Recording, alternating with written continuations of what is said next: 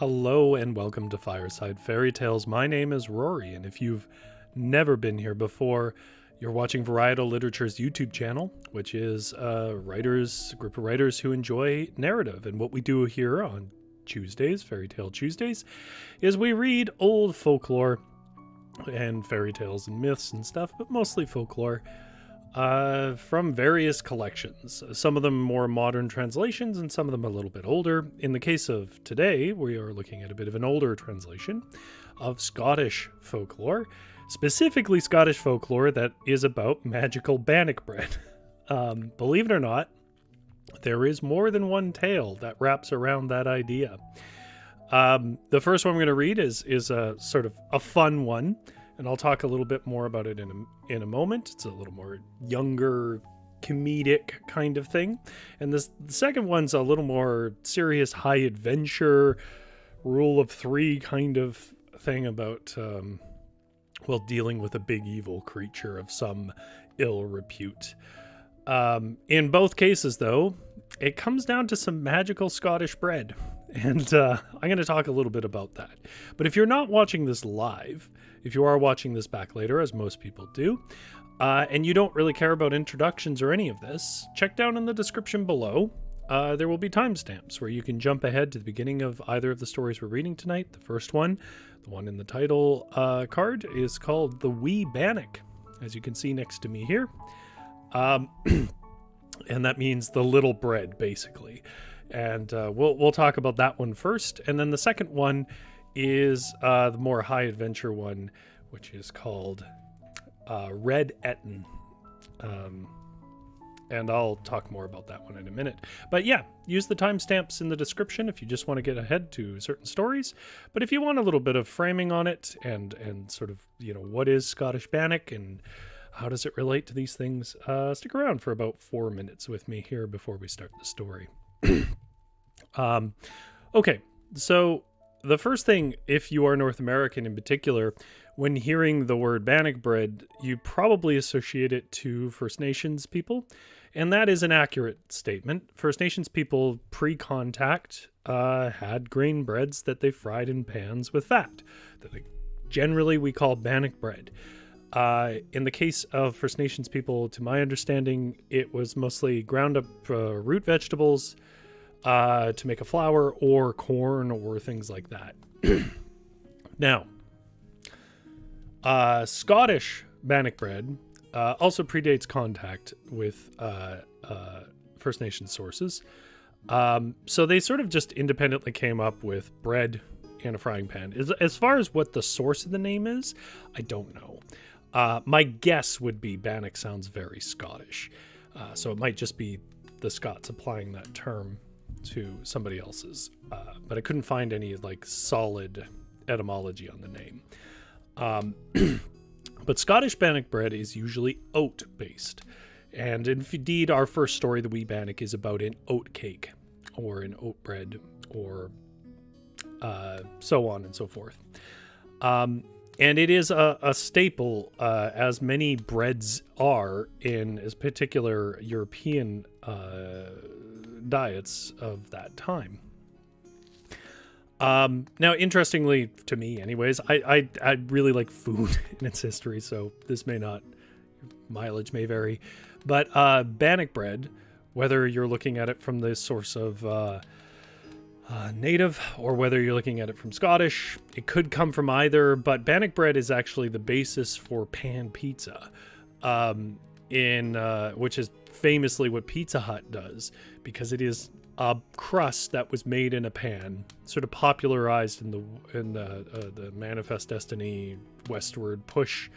You cook it in a pan over a fire, and you could add things on top, and eventually that became pizza, I imagine, with Italian immigration, which stepped up at the turn of the century. Now, I don't know that for sure, though. What I do know, though, is that pan pizza is essentially an iteration of bannock bread. So if you're trying to get an idea of how broad bannock bread is, there you go. It's a bread fried in a pan with fat. Although in the first tale, it looks to be more baked than anything. Now, the first story tonight is effectively a Scottish rendition of The Gingerbread Man. If you've never heard that tale, you'll have a lot of fun with it. If you have, though, you should know that rendition is a bit of a misleading word, because it makes it sound like it's basically took another culture story and told it in its own way, and that might be the case, but there aren't really, we've been over this on the channel before, there aren't really definitive versions of folklore. They're just kind of, we know that multiple cultures will have the same stories and tropes and structures sort of modeled for their specific cultural needs or understandings, and we don't really know which one came up with it first. I don't think anyone really cares that much. It's kind of it's mostly an oral tradition, so like it seems a bit pointless to track. The point is, these kind of like does coming to life stories exist in many cultures. There's in Slavic nations, which can be like Russian and so on. There's apparently one where it's a little ball of dough. In Norway, under Asbjornsen and Moe's collection, which we read a bunch from in the past, there's a pancake version of this. And apparently in America, there is a version where it's a Johnny cake, which I believe is basically a corn cake. Which is very similar to the native Bannock, the like OG Bannock. So yeah, it's about a little oat cake rather than a gingerbread man. Now the second tale is a classic high adventure story, but it also concerns itself with magic Scottish bread. In that story, they call it cake, but cake kind of can just mean bread in this era. It can mean a lot of different things. And given the kind of era and region that it's in, I think it's fair to say that Bannock would be the most likely thing they were eating, especially the descriptions seem to align with that. Oh, boom, my light. So.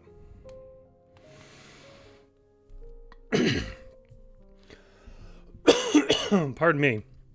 On top of that, our second story, I don't want to say too much about how it deals with magical bread. The story will tell itself.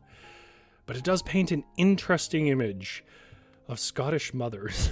Yeah. I am Canadian, but the vast majority of my ancestors are Scottish, should that matter to you in any way. Mostly from the Orkney Isles, as I understand it. Which explains why the other major half of me is Norwegian. But that doesn't mean I'm going to be good at a Scottish accent. So I'm going to largely try to avoid doing them, though these stories do kind of demand it in places. I'll talk more about that at the second story. So that is my little introduction on sort of Bannock bread and its history in Scotland specifically, and the idea of sort of gingerbread man tropes, story tropes throughout Europe. Which means we should get to the story, which is a pretty fun story, I think. Let me get a drink of water, and then we'll get on with it.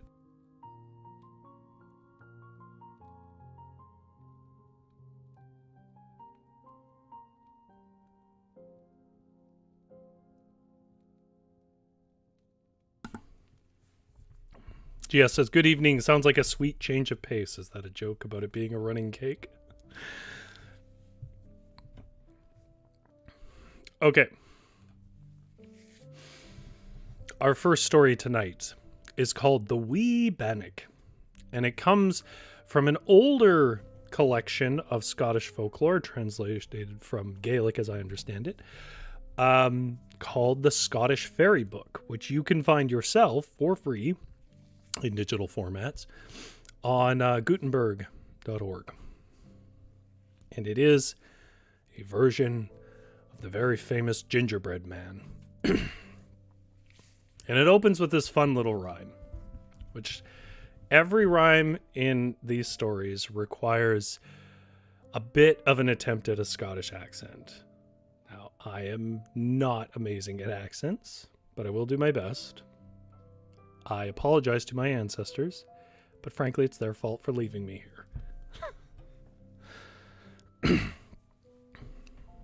Some tell about their sweethearts and how they tirled them to the winnock. But I'll tell you a bonny tale about a good oatmeal bannock.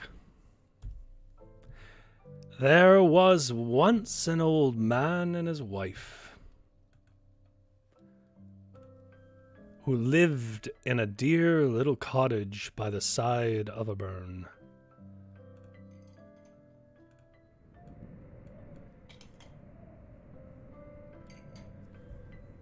They were a very canty, contented couple, for they had enough to live on and enough to do.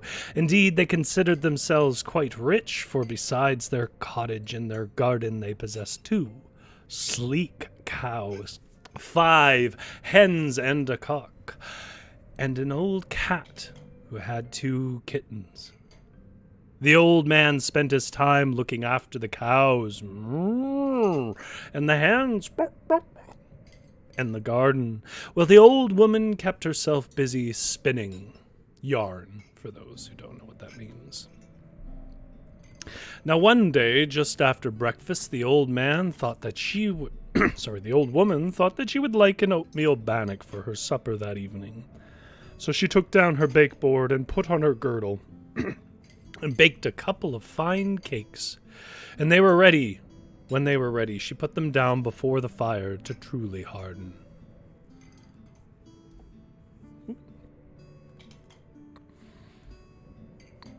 While they were toasting, her husband came in from the bar and sat down to take a rest in his great armchair.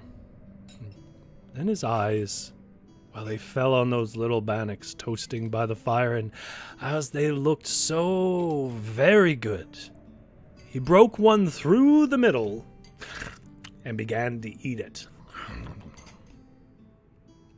When the other bannock saw this, it determined that it should not have the same horrifying fate of being eaten, and so it popped out its legs and ran across the kitchen and out the door as fast as it could.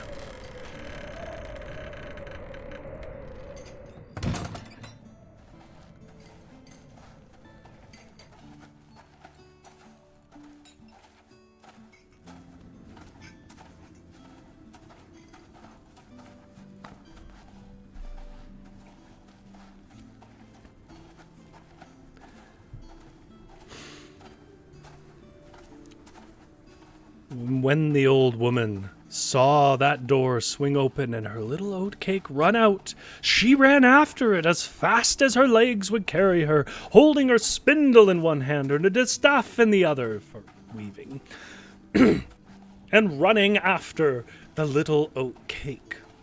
But she was old, and the bannock was young and quick for it. And so it ran faster than she did and escaped over the hill and behind the house, and it ran and ran and ran.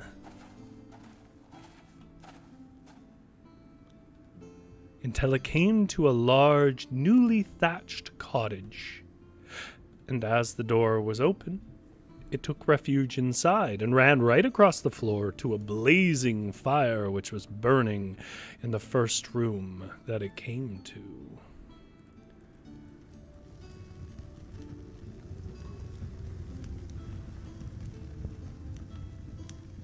Now it chanced that this house belonged to a tailor, and his 2 apprentices were sitting cross-legged on the top of a big table by the window, sewing away with all their might, while the tailor's wife was sitting beside them.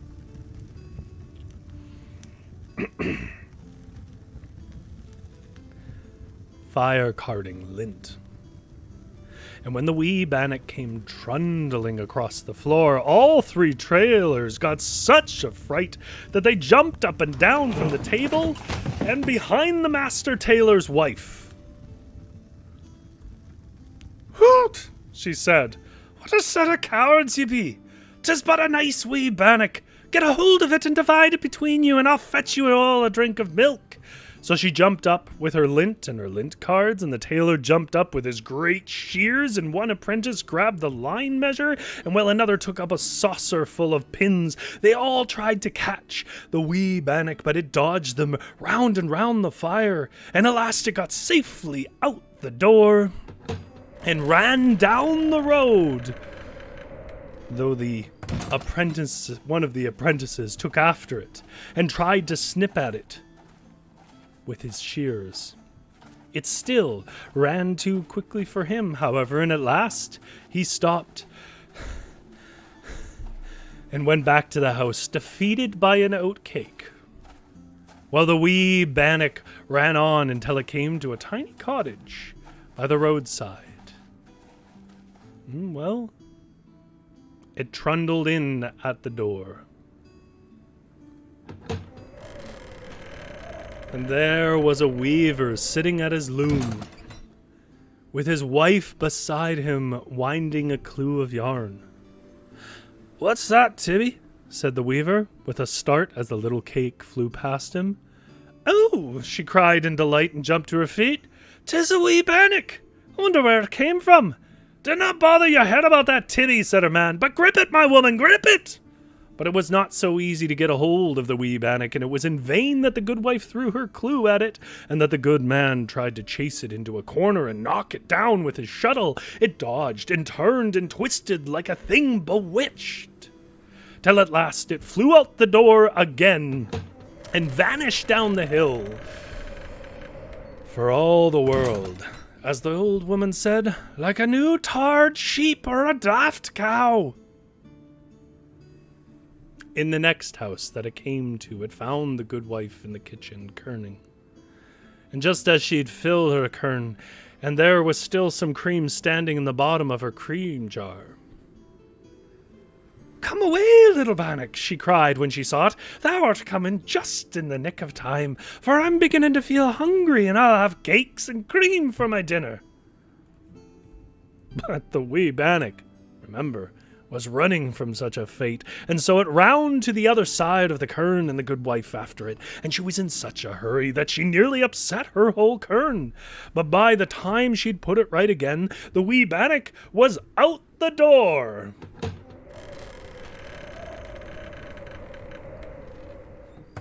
And halfway down the brae to the mill.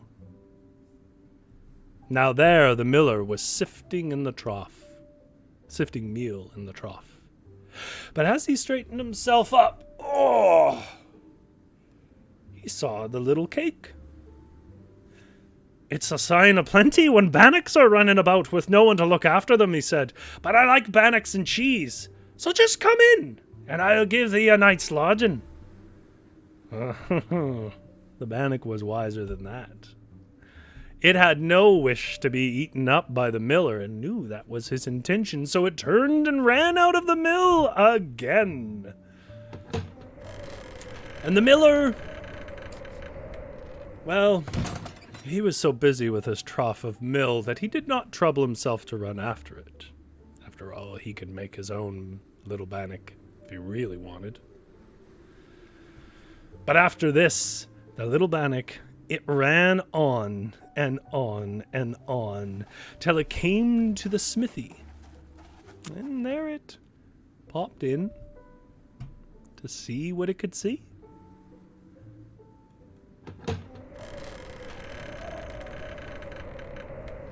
Well, the smith was busy at the anvil, making horseshoe nails, but he looked up as the wee bannock entered.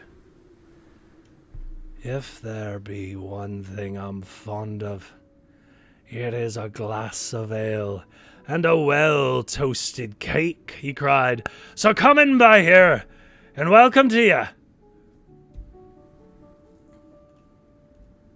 But as soon as the little bannock heard of the ale, it turned and ran out of the smithy as fast as it could, and the disappointed smith picked up his hammer and ran after it.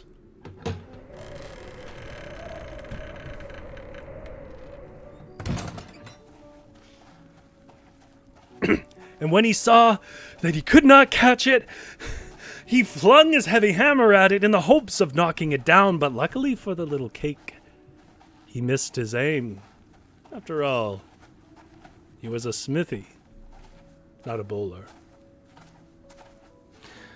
Well, after this, the bannock came to a farmhouse, and with a great stack of peats standing at the back of it, in it went and ran to the fireside in this house.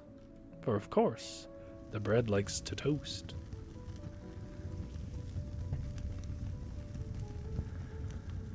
In this house, the master had all the lint spread out on the floor and was cloving, which is sort of separating lint seed and fiber.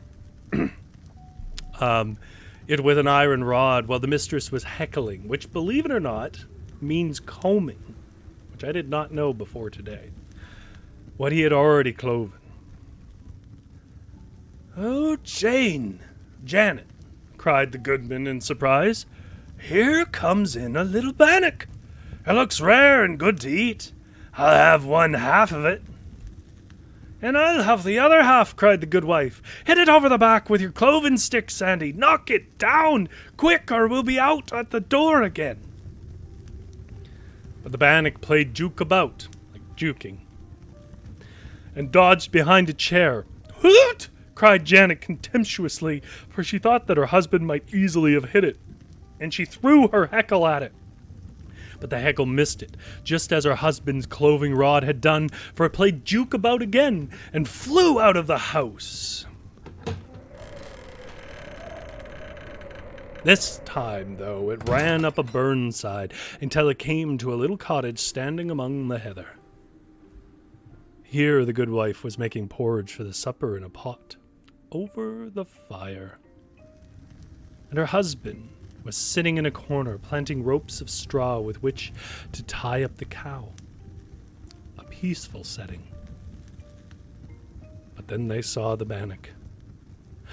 "Oh, Jock, come here, cried the good wife. "Thou art a crying for a little bannock for thy supper. Come here, Hissy, quick, help me to catch it." Aye, assented Jock, jumping to his feet and hurrying across the room. "But where is it? I cannot see it." "There, man, there," cried his wife. "Under that chair, run to that side. I'll keep to this."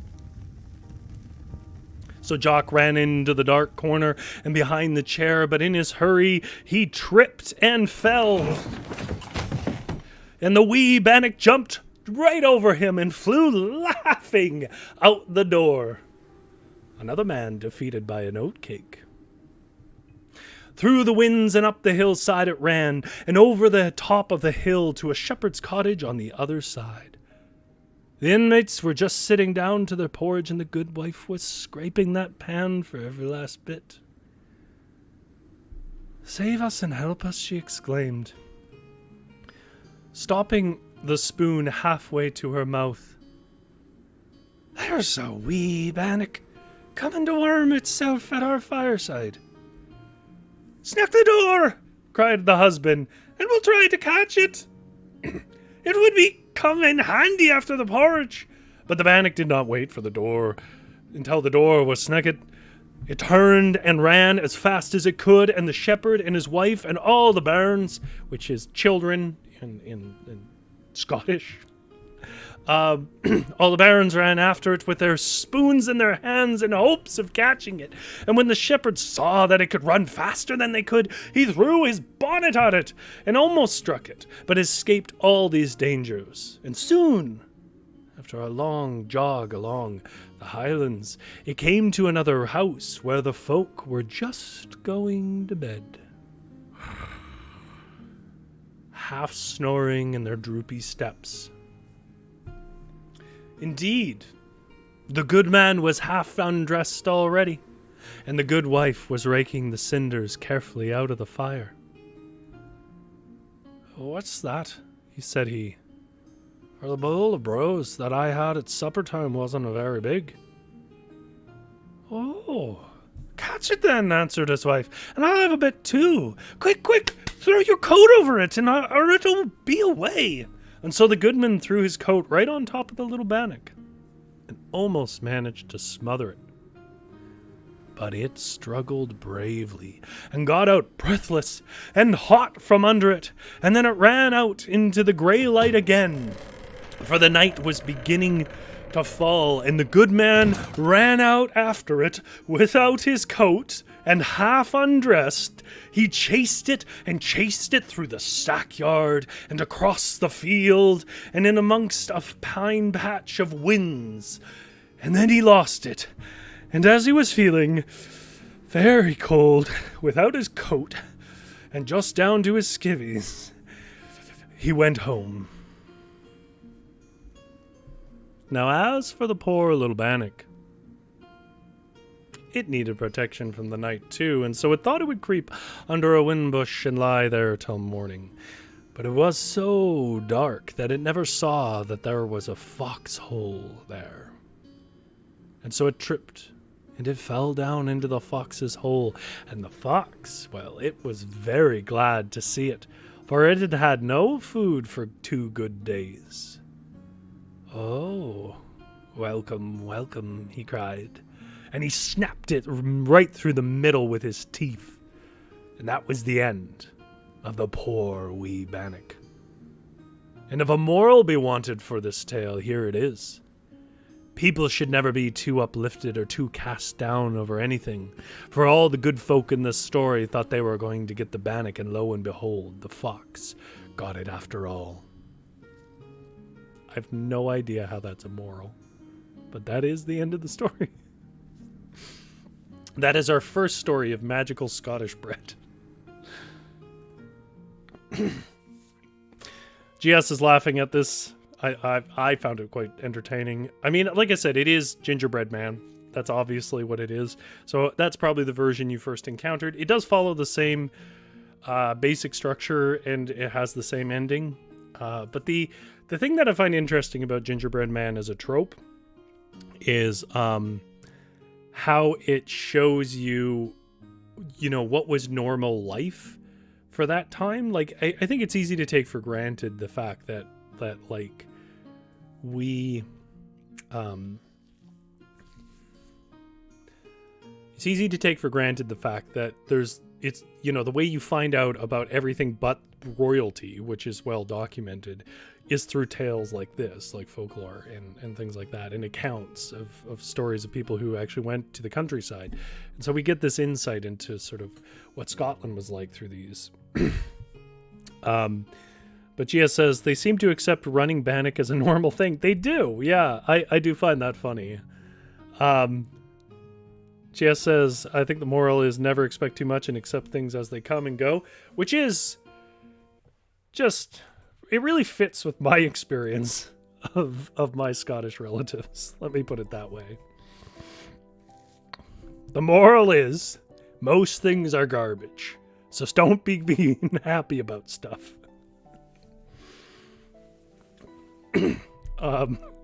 Which I won't act like I'm above.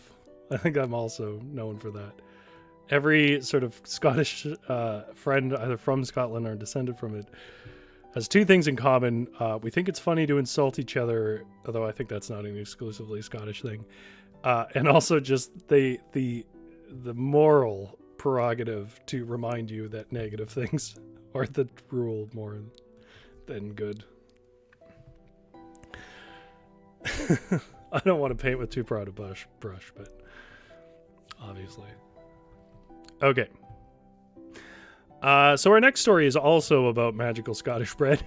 But this one is more of a full-throated adventure. It's a high adventure, saving the damsels, and in this case, dudes. I don't know what the male version of damsel is. Dudesels. It's definitely not that, but I gotta say, it might be the word I go with, because it makes me laugh. This is called the Red-Etin. Shayna Towers says, I just imagine in a little biscuit running around tiny feet. I do too. For me, the funniest thing is the idea that this thing that must have feet like this, because it describes it as a small Bannock. Like a full-size Bannock is like this. It's like the size of a cast iron pan. But a small Bannock, I imagine, is like this. So, how fast are these little feet going?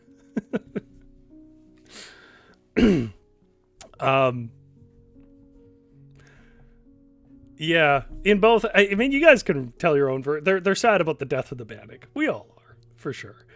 Okay, so the Red-Etin. Now, there was sort of a little bit of tongue-in-cheek attempts at sort of Scottish accents in that last story. Your mileage may vary, obviously, I'm no pro at it. But on this story in particular, I cannot avoid it. Because in part, some of the dialogue, like in the last story, is written in that dialect, and it's very hard to read without slipping into it. But there is a rhyme in this that comes up 3 times, and it does not rhyme in Canadian dialect because the Scottish use a bit differently than I do in my country. It kind of ruins the poetry. So I have to do my best to do a Scottish accent in those sections. Bear with me. I'll do my best. But I didn't want to ruin the poetry, and it is a nice little poem that occurs in it. It's a short little poem, so it won't be most of the story. So our next story is called The Red-Etin, which is a high adventure of Scottish folklore from the Scottish Fairy Book. The Scottish Fairy Book is an older collection of Scottish tales translated, I believe, from Gaelic. And you can get the book for free on Project Gutenberg.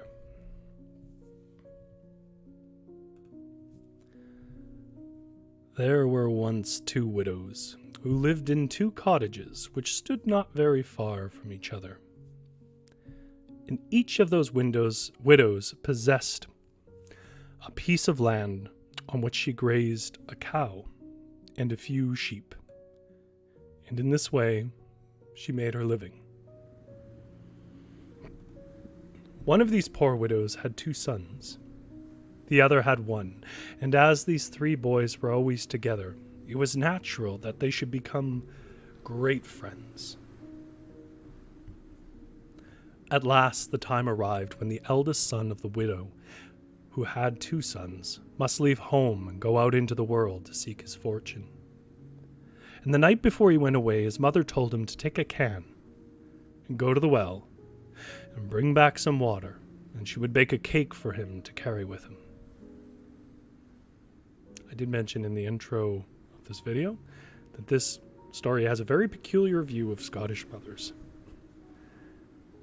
But remember, she added, the size of the cake will depend on the quantity of water thou bringest back. If thou bringest much, then it will be large. And if thou bringest little, then it will be small. But big or little, it is all that I have to give thee. The lad took the can and went off to the well and filled it with water and came home again. But he never noticed that the can had a hole in it and was running out, and so that by the time that he had arrived home,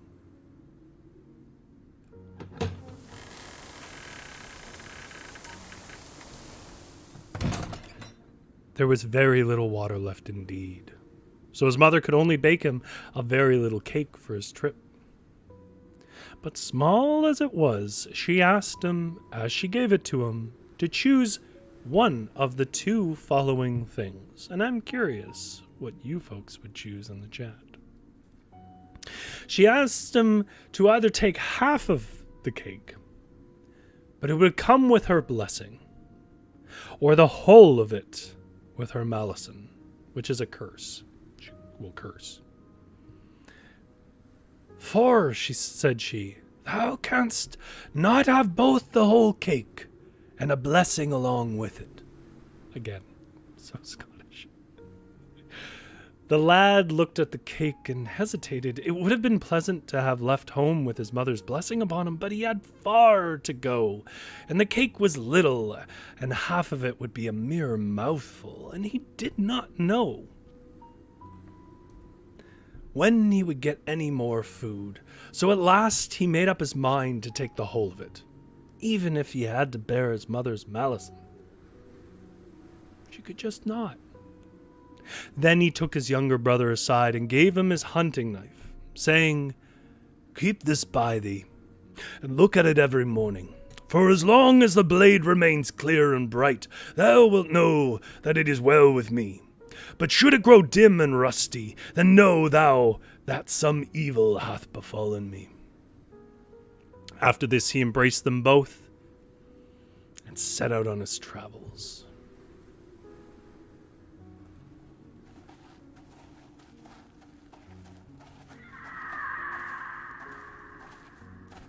He journeyed all day and all the next, and on the afternoon of the 3rd day he came to where an old shepherd was sitting beside a flock of sheep. I will ask the old man whose sheep they are, he said to himself, for mayhap his master might engage me also as a shepherd. And so he went up to the old man and asked him to whom the sheep belonged. And this was all the answer he got. The Red-Etin of Ireland once lived in Balagan and stole King Malcolm's daughter.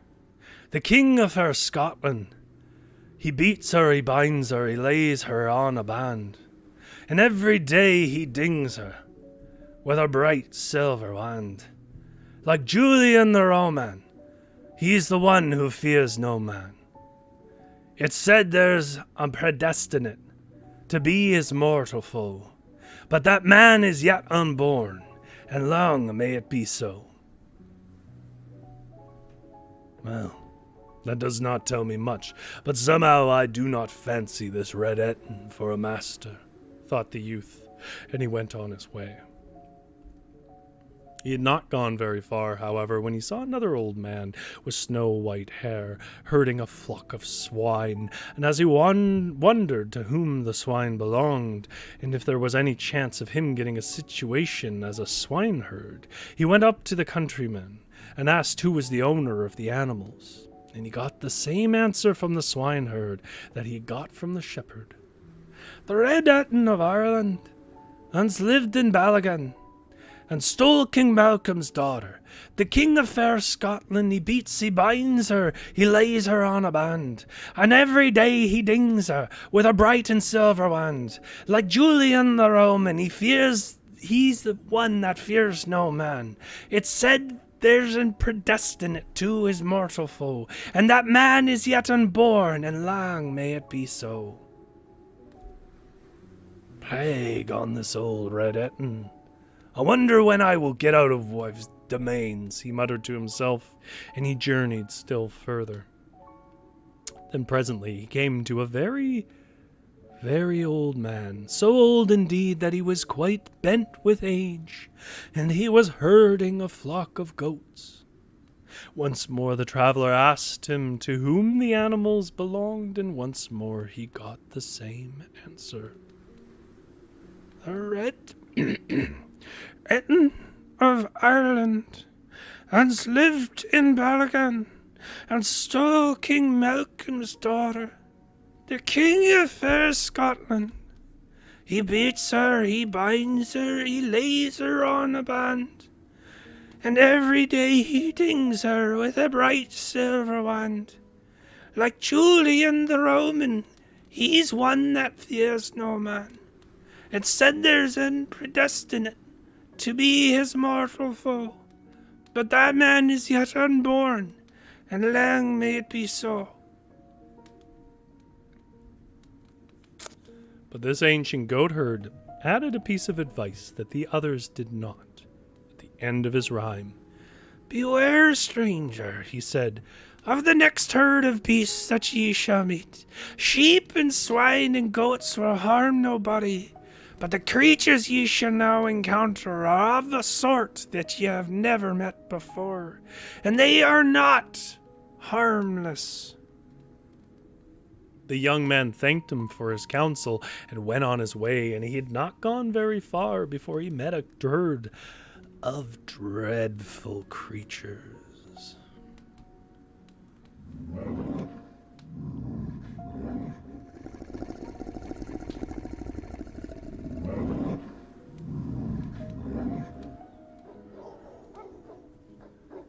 Unlike anything that he'd ever dreamed in all his life, for each of them had 3 heads. On each of its 3 heads, it had 4 horns. And when he saw them, he was so frightened that he turned and he ran from them as fast as he could. Up hill and down dale he ran until he was well nigh exhausted, and just when he was beginning to feel that his legs would not carry him any further, he saw a great castle in front of him, the door of which was standing wide open.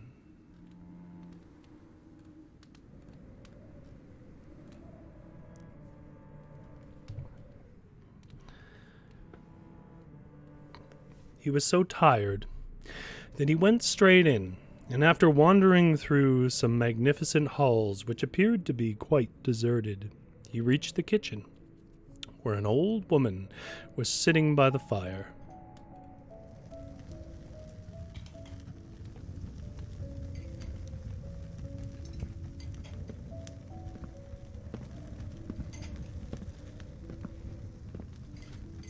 He asked her if he might have a night's lodging, as he'd come a long and weary journey and would be glad of somewhere to rest. "You can rest here, and welcome for me," said the old dame. "But for your own sake I warn you that this is an ill house to bide in. For it is the castle of the Red-Etin, who is a fierce and terrible monster with 3 heads, and he spareth neither man nor woman if he can get a hold of them." Jess says, "Oh, here comes the mum's curse." Indeed. Well, tired as he was, the young man would have made an effort to escape from such a clearly dangerous abode had he not remembered that the strange and awful beasts from which he'd just been fleeing. And he was afraid that as it was growing dark, if he set out again, he might have a chance to walk right into their midst. And so he begged the old woman to hide him in some dark corner and not tell the Red-Etin that he was in the castle.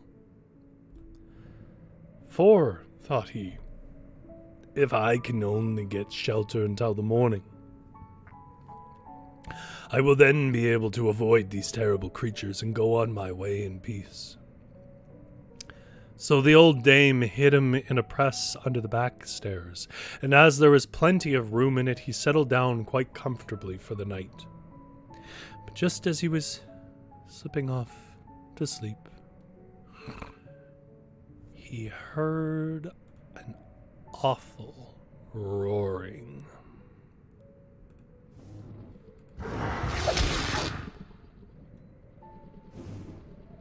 And trampling overhead. The Red-Etin had come home, and it was plain that he was searching for something. And the terrified youth soon found out what the something was, for very soon the horrible monster came into the kitchen, crying out in a voice like thunder, "Seek but, and seek Ben. I smell the smell of an earthly man. Be he living or be he dead, his heart this night I shall eat with my bread."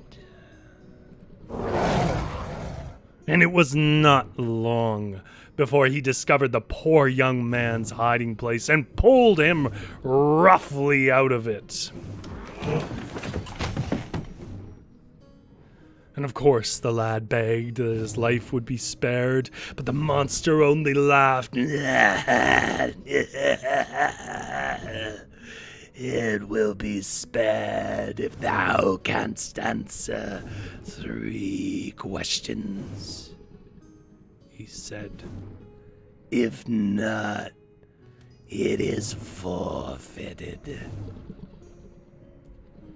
The first of these 3 questions was whether Ireland or Scotland was first inhabited.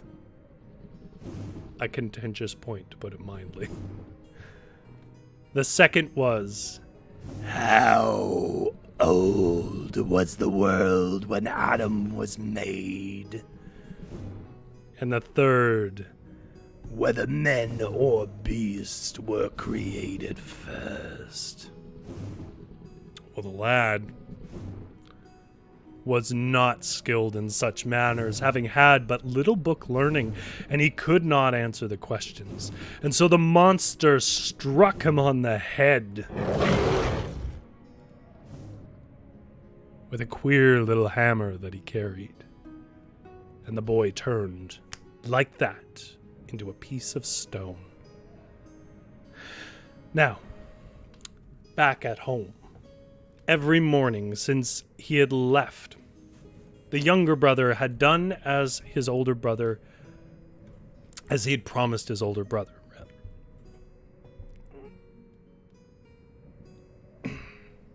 And had carefully examined the hunting knife that was left him. And on those first 2 mornings it was bright and clear, but on the third morning he was very much distressed to find that it had become dull and rusty. He looked at it for a few moments in great dismay, and then he ran straight to his mother and held it out to her. "By this token I know some mischief hath befallen my brother," he said, "so I must set out at once to see what evil hath come upon him." "First must thou go to the well and fetch me some water," said his mother, "that I may bake thee a cake to carry with thee, as I baked a cake for him who is gone. And I will say to thee what I said to him. The cake will be large or small, according as thou bringest much or little water back with thee." And so the lad grabbed the can as his brother had done and ran off to the well, and it seemed as if some evil spirit directed him to follow his brother's example in all things. For the younger brother again brought home a little water, and he again chose the whole cake and took his mother's malison, and instead of the half and her blessing. And he set out and met that shepherd and the swineherd and the goatherd, and they all gave the same answers to him which they had given to his brother. And he also encountered the same fierce beasts that ran from them in terror and took shelter from them in the castle, and where the old woman hid him again, just as his older brother had been. And again the Red-Etin had found him, and again, because he could not answer the 3 questions the beastly thing asked him, he too was turned to a pillar of stone. Maybe, if you want your family to succeed, don't curse them. And no more would ever have been heard from these 2 youths, had not a kind fairy, who had seen all that had happened, appear to the other widow and her son as they were sitting to supper one night in the gloaming. Gloaming means, like dusk. Twilight, rather, not dusk, twilight. And told them the whole story of how their 2 poor young neighbors, dear friends of the young boy in that house, had been turned into pillars of stone by a cruel enchanter called the Red-Etin. Now, the 3rd young man was both brave and strong, and he determined to set out to see if he could anywise help his 2 friends. And from the very first moment he had made up his mind to do so, things went very differently with him than they had for the brothers. I think perhaps that this was because he was much more loving and thoughtful than they were. I like that there's no subtlety in their themes. For when his mother sent him to fetch water from the well so that she might bake a cake for him, just as the other mother had done for her sons, a raven flying ahead croaked out, "Quack! Your can's leaking! Quack!" And the boy, now noticing the watering can was leaking, and wishing to please his mother by bringing her a good supply of water, patched up the hole with some clay, and so came home with the can quite full. Then, when his mother had baked a big bannock for him, giving him his choice between the whole cake and her malison, and half of it and her blessing, he chose the latter, unlike the 2 brothers, and he did so because, as he said, throwing his arms around his mother's neck, "I may light on other cakes to eat, but I'll never light on another blessing such as thine." Well, the curious thing was that after he had said that, the half cake which he'd chosen seemed to spread itself out and widen and broaden till it was bigger by far than it had been at first when it was whole. Then he started on his journey, and after he'd gone a good way, he began to feel, well, hungry.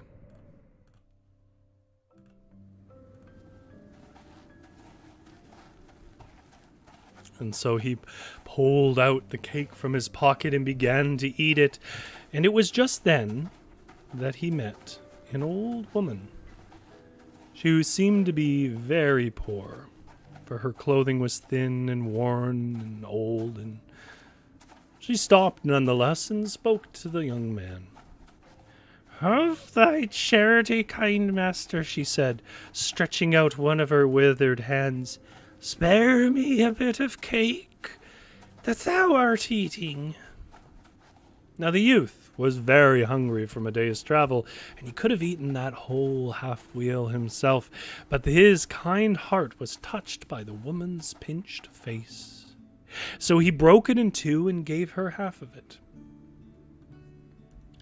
Instantly, she was changed into the fairy who had appeared to his mother and himself as they had sat at supper the night before, and she smiled graciously to the generous lad and held out a little wand to him. "Though thou knowest not, thy mother's blessing and thy kindness to an old and poor woman hath gained thee many blessings, brave boy. Keep that as thy reward. Thou wilt need it here, thy errand be done." Then bidding him to sit down on the grass beside her, she told him all the dangers that he would meet on his travels, and the way in which he could overcome them. And then in a moment, before he could thank her, she vanished out of his sight. I do want to make a note here. It's very unusual for that to be paraphrased. Normally, in these stories at this point, they go through the detailed things that are going to happen and what you should do. And I do like that they don't tell us. But with the little wand and all the instructions she had given him, he felt that he could face fearlessly any danger that he might be called on to meet. So he rose from the grass and went his way full of cheerful courage. And after he'd walked for many miles further, he came, as each of his friends had done, to the old shepherd herding his sheep, and like them he asked to whom the sheep belonged. In this time, as with the others, the old man answered, "The Red-Etin of Ireland once lived in Balagan, and stole King Malcolm's daughter. The king of fair Scotland, he beats, he binds her, he lays her on a band. And every day he dings her with a bright silver wand, like Julian the Roman, who fears no man. But now I fear his end is near, and destiny at hand, and you're to be, I plainly see, the heir of all this land." Oh. I don't know if you got that, but the end was different. Then the young man went on, and he came to the swineherd and to the goatherd, and each of them in turn repeated the same words to him with that peculiar and different ending. And so when he came to the droves of monstrous beasts, he was not afraid of them. And when one came running up to him with its mouth wide open,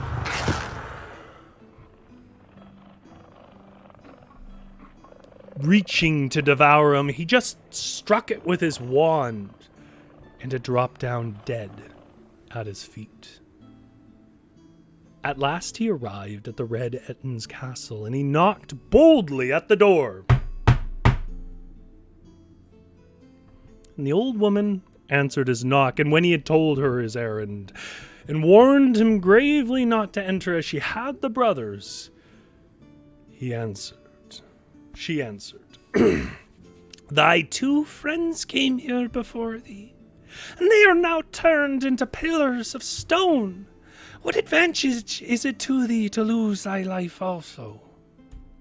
But the young man only laughed. "I have knowledge of an art which they knew nothing," he said, "and methinks I can fight the Red-Etin with his own weapons." So much against her will, the old woman let him in and hid him where she had hid his friends. It was not long before the monster arrived, and as on former occasions, he came into the kitchen in a furious rage. Seek but and seek Ben. I smell the smell of an earthly man. Be he living or be he dead. His heart this night I shall eat with my bread. And then he peered into the young man's hiding place. And after he'd come out and put to him the 3 questions, never dreaming that the boy would answer them. But the fairy had told the youth what to say. And so he gave the answers as pat as any book. Then the Red-Etin's heart sank within him for fear, for he knew that someone had betrayed him, and that his power was now gone. And gone in very truth it was, for when the youth took an axe and began to fight him, he had no strength left to resist, and before he knew it, where he was, his heads were cut off. And that was the end of the Red-Etin. And as soon as he saw that his enemy was really dead, the young man asked the old woman if what the shepherd and the swineherd and the goatherd had told him were true, that if King Malcolm's daughter were really a prisoner in this castle. The old woman nodded. Even with the monster lying dead at my feet, I am almost afraid to speak of it, she said. But come with me, my gallant gentleman, and thou wilt see what dule and misery the Red-Etin caused to many a home. And so she took a huge bunch of keys and led him up a long flight of stairs, which ended in a passage with a great many doors on each side of it. She unlocked these doors with her keys, and as she opened them, she put her head into every room and said, "You have naught to fear now, madam. The predestinated deliverer has come, and the Red-Etin is dead." And there's him chopping the heads off. Unfortunately, I can't make that any bigger. Oh, yes, I can. Never mind. I do like to give people a chance to see the art. For those who maybe don't have the best vision or can't see it, it is the young man in a tunic, fairly nice looking one, swinging his axe down on the 3 heads of the man who has fallen down, and the old woman in the back is leaning the chair back and looking shocked. It's actually got good dynamics in it.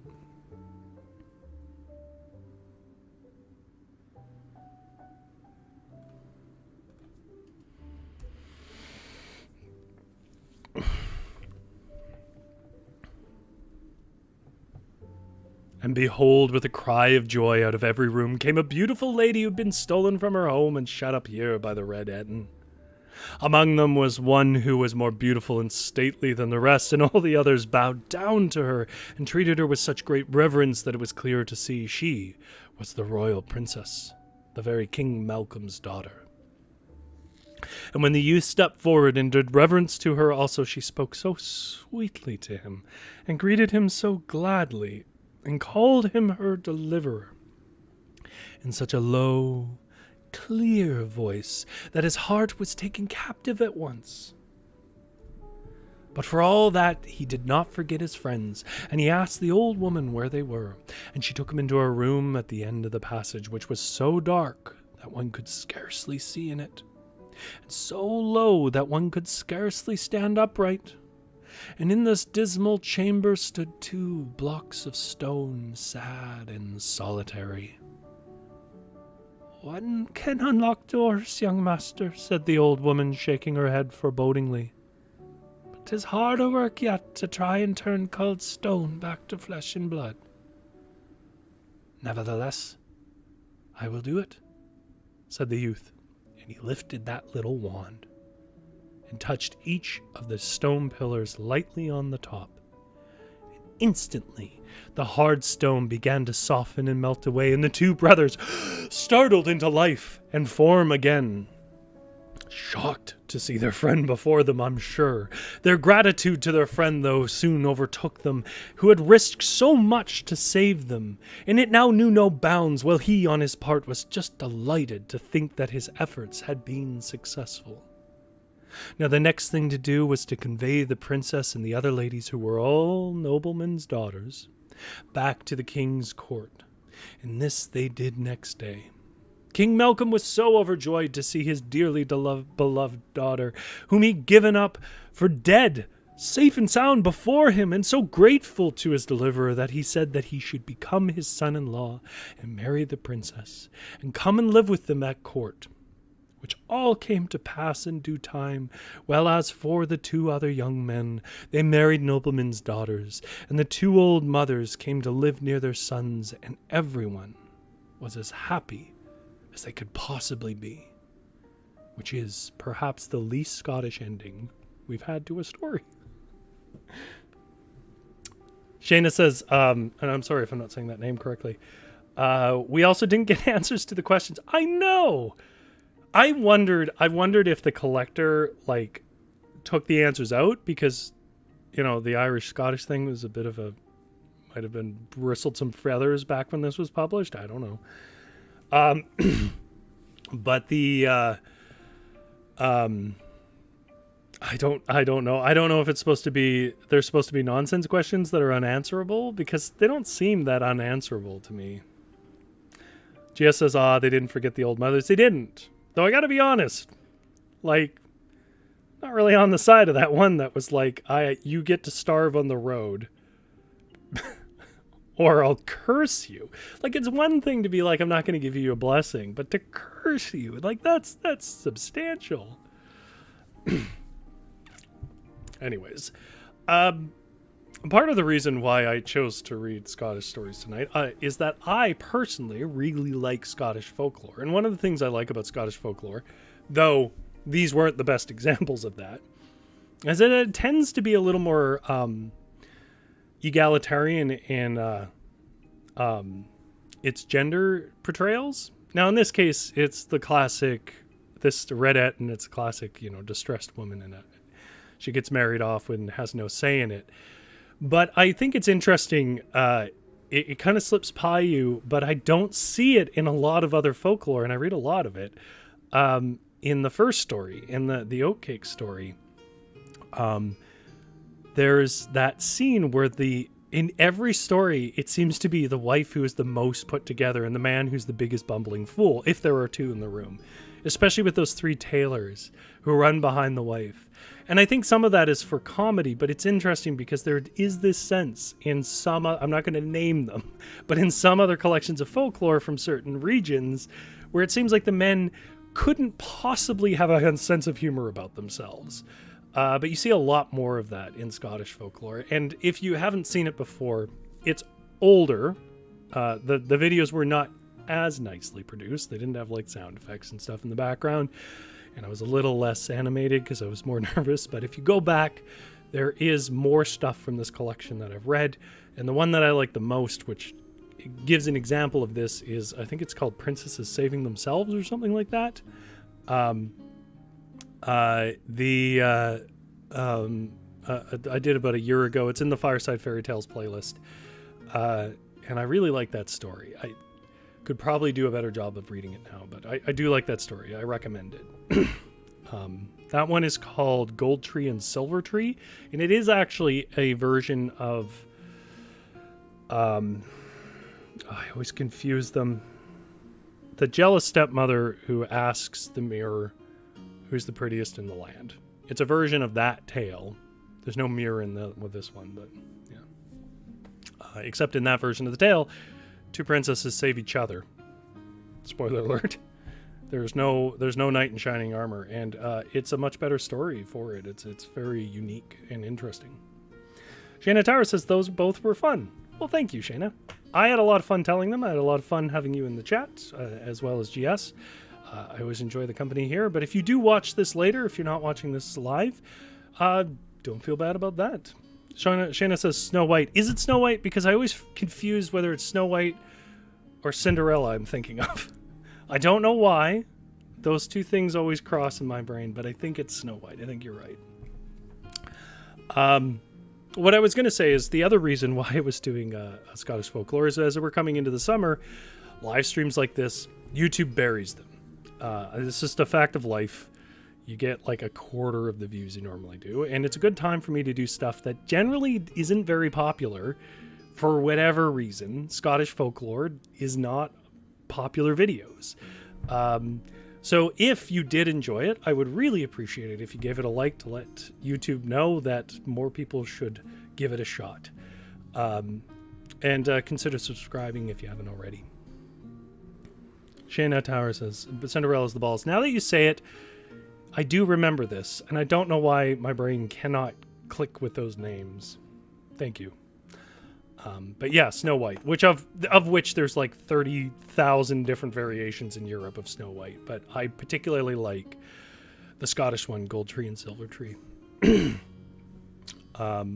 Anyways, I think I'm just count as rambling. I don't have any translators notes this week because last week we weren't doing anything that really gets translators notes. So I'll be back next Tuesday with new stories.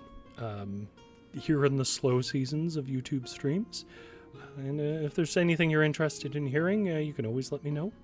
Other than that, thank you very much to everybody who has come and hung out with me tonight. I'll keep the fire warm for you. You have a good sleep.